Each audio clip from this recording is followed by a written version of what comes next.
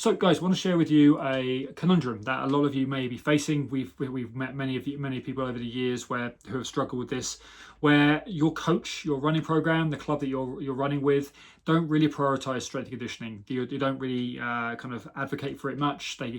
And it's obviously understanding that the why behind this to start with, but also what can you be doing. And essentially, it's obviously taking control. It's quarterbacking it yourself. It's doing the research, getting the greater understanding as to what this can look like for you and how you can start to integrate it into your week.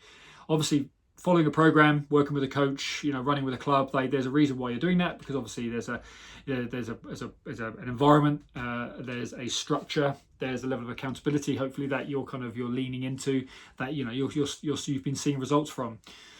But you're also aware that there's a major elements that you're potentially not doing enough of, and that is working on your strength and conditioning. In terms of just injury prevention 101, it's a no-brainer. Like, anyone in any sport is doing some form of strength and conditioning, because it's the thing that prevents the onset of old age from the wear and tear of the sport that we're participating in. You are someone who's probably wanting to run further, run faster.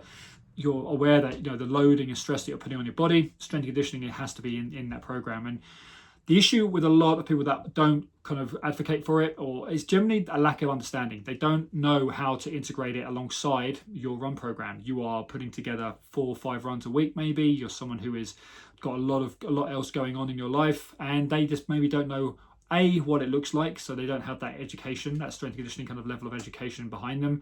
And they then also don't know how much of it to do, what the key exercises are, and it's just that lack of experience, that education. And that's not on them. It does come back to us as individuals, and for you it's understanding that you can be doing S&C 2 to 3 times a week. You can be integrating strength and conditioning as standalone sessions within your week, no matter how many days a week you're training, no matter how many sessions or how much mileage or kilometers you're running a week. But it's what it looks like, and what are the non-negotiables that you need to be working on. You've heard me talking about the kind of understanding your strengths and weaknesses. That's a given. You need to know what areas that you're currently not being held accountable to enough.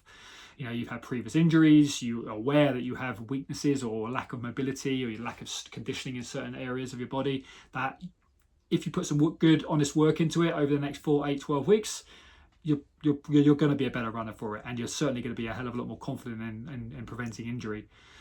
So it's taking that control yourself. It's quarterbacking this yourself. It's obviously listening to people like myself talk about S&C on a daily basis, but then it's taking action.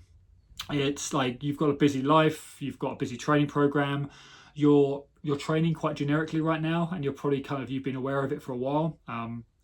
You're doing certain exercises same over and over again. It's pretty much body weight. It's maybe resistance band based. It's 3x10, 3x15, very kind of simplistic kind of prescription, because there's no real knowledge around, or individualization, personalization of what you need to be working on. And then obviously how to manage those different training loads. As we ramp up your S&C, we want to obviously making sure that you are also improving your run training. Is that concurrent? There's an art to this concurrent training where you're managing your strength and your endurance at the same time. You want to be getting stronger whilst also improving your aerobic qualities, your anaerobic running qualities as well. And it's just an art to that. And that's obviously what we do. We are working with everyone that we work with here at SFE on a day-to-day, week-to-week basis, navigating their run programming, however it's delivered. And we don't prescribe running for everyone. We could be working with just with helping people with just their S&C or their rehab or their prehab. But what we're certainly doing is looking to up the ante. We're looking to certainly increase the complexity. We're looking to develop that progressive overload within your program. So we want to get you stronger, more powerful. We want to get you faster. We want you to be able to run further and not fear any obvious injuries or burnout. And it's just understanding that there is many options out there for you to be able to start to integrate this. This is what we would love to be doing with you. So take action, quarterback this yourself. Like you're aware that it needs to be done 2 or 3 times a week. You're not completely sure what it looks like. Potentially you feel like you're skimming the surface of your potential. This is what I would happily love to have a conversation with you about, in terms of just showcasing what it can look like for you.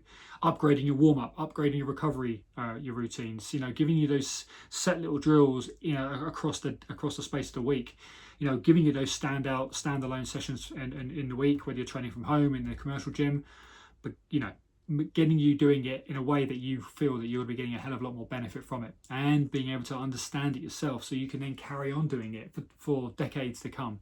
And that, guys, is probably the biggest elephant in the room. The fact that you're not doing it now in the short term, maybe you'll get away with it, but it's this long-term relationship that you want to be nurturing. You want to be aware that strength and conditioning should sit alongside your endurance training, because it's the very thing that's going to keep your body on point, ticking along, so you can keep that consistency going with your training. You can keep you injury free, and obviously this is what we'd love to help you with. So guys, don't hesitate, take action. Certainly, you need to be doing more S&C within your week. You want it to be a non-negotiable week in, week out throughout the whole training year.